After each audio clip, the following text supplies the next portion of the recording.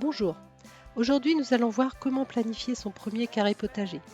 Donc en parlant de la rotation des cultures, des bonnes associations ou des mauvaises, je vous donnerai ma méthode de planification et on verra un ou deux autres exemples de planification. Voilà. Alors une des méthodes, ça peut consister à imaginer ces légumes sur le carré et à les placer un petit peu au gré de l'humeur. Mais ce que je vous conseille quand même, c'est de lister d'abord vos légumes préférés, de les ranger par saison et de connaître les dates de semis et de récolte.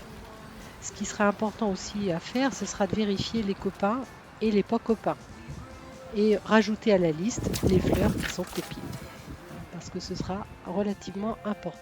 La rotation des cultures, le premier principe qui, je pense, il faut connaître, c'est que on commence par planter, par exemple, des légumes feuilles, là une laitue. Ensuite, ça devra être suivi par un légume racine, par exemple le radis. Et derrière le radis, eh bien, on pourra mettre un légume fruit. Donc là, en l'occurrence, je choisis la tomate. Et puis derrière, on pourra mettre plutôt des fleurs pour laisser la terre se reposer et ainsi de suite. Donc feuilles, racines, fruits, fleurs. Feuilles, racines, fruits, fleurs.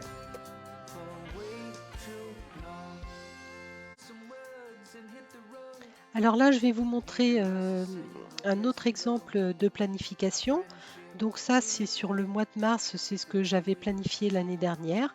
Donc j'avais bien sûr mes petits pois parce que ça faisait partie de ce qui était prioritaire pour moi. J'avais mis les carottes. Je voulais avoir de labourage pour attirer des abeilles, donc j'ai mis de labourage. Et puis là, je savais qu'il fallait que je prépare mes tuteurs puisque c'est là que je voulais mettre mes haricots verts. Et les œillets d'Inde, c'était important puisque ça enlève les nématodes. Et puis les radis. Voilà, c'était ça mes priorités. Ça, c'était le mois de mars. Au mois d'avril, ben, je savais qu'il allait falloir commencer à préparer la terre pour les haricots. Que je pourrais mettre la laitue ici, les radis, persil, ciboulette. Mes petits pois continuent d'exister.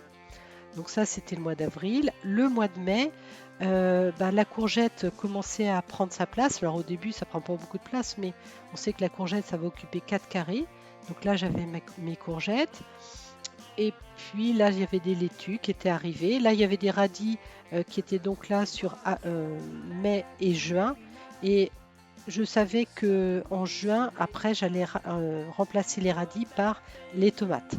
Donc, courant juin, j'ai mis des tomates.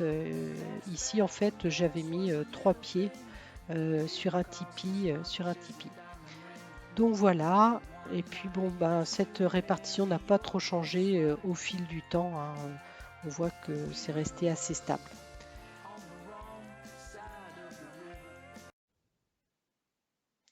Voilà, j'espère que ce petit tuto vous aura plu.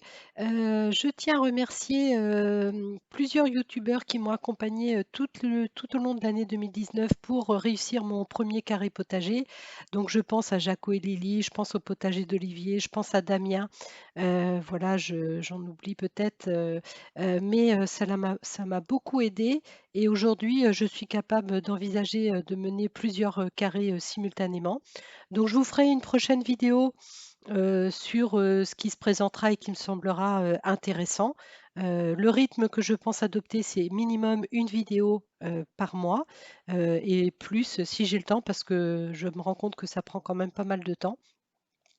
Si ça vous a plu, ben, abonnez-vous. Je sais que certains, me suivent parce que m'ont aidé à financer une partie des frais que j'ai pour mon nouveau potager et je les remercie énormément. Mais si vous découvrez ma chaîne et bien, n'hésitez pas à laisser des commentaires ou à me faire des remarques si vous avez, vu que je fais des erreurs. Je vous remercie à tous et puis, si ça vous a plu également, likez. Je vous souhaite une bonne fin de journée. Au revoir.